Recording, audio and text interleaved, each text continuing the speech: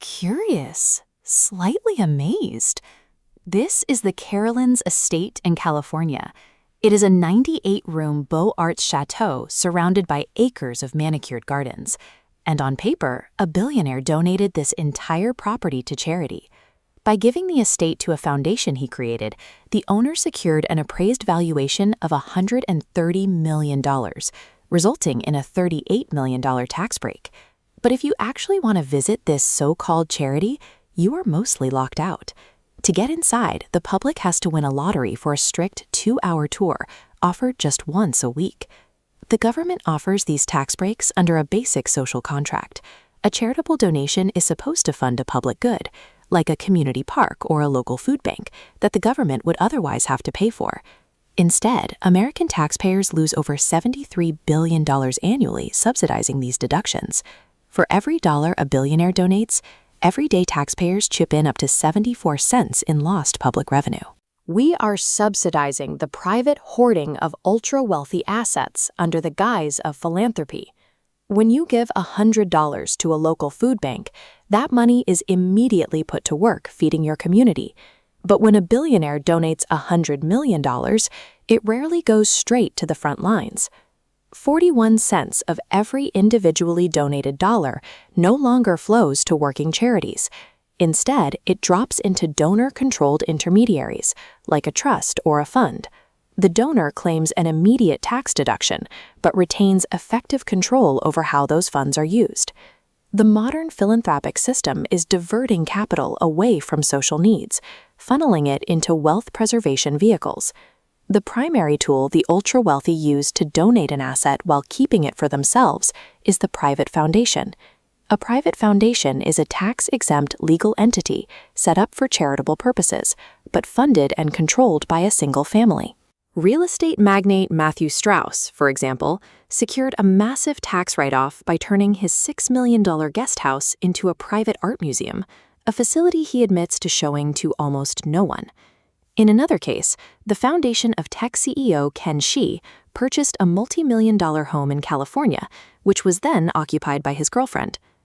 Technically, the IRS bans self-dealing, using foundation assets for personal gain, and requires foundations to spend at least 5% of their assets annually. But foundations can meet that threshold simply by counting overhead expenses or by paying salaries to family members who serve as trustees. This behavior largely goes unpunished because the Internal Revenue Service is underfunded. The agency only audits a small fraction of the 100,000 private foundation tax returns filed every year. Private foundations often provide the legal appearance of charity while functioning as family trusts. But there is a newer, even more effective tool, the Donor Advised Fund, or DAF. If a private foundation is a locked vault, a DAF is a financial black hole. A billionaire transfers assets, like appreciated stock, into a donor-advised fund and receives an immediate tax write-off for that calendar year. Unlike private foundations, DAFs have no payout requirement. This timeline stretches out indefinitely, with no federal mandate to ever distribute a single cent to charity. While that money sits idle, commercial sponsors extract millions in management fees by keeping this capital parked. DAFs have turned philanthropy into a profitable, fee-generating sector of the wealth management industry. This has created zombie philanthropy, roughly $229 billion in charitable funds currently sitting idle, unreachable by society.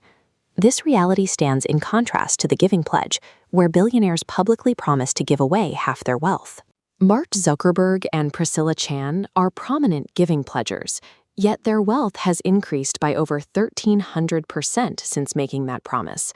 Most of this pledged money is simply being moved from personal accounts into the billionaire's own donor-advised funds and family foundations. Billionaires are accumulating more wealth while warehousing tax-advantaged capital in private accounts. The American taxpayer is the silent partner in this system. When billions in tax revenue vanish into these funds, the public budget has to make up the difference. Taxpayers are effectively subsidizing estate tax avoidance, public image laundering, and private influence over public policy. Fixing this requires policy changes, enforcing strict minimum payout requirements for DAFs, and closing loopholes for private museums. True philanthropy requires actually surrendering the money. Until the laws change, billionaire charity remains a legally sanctioned tax dodge.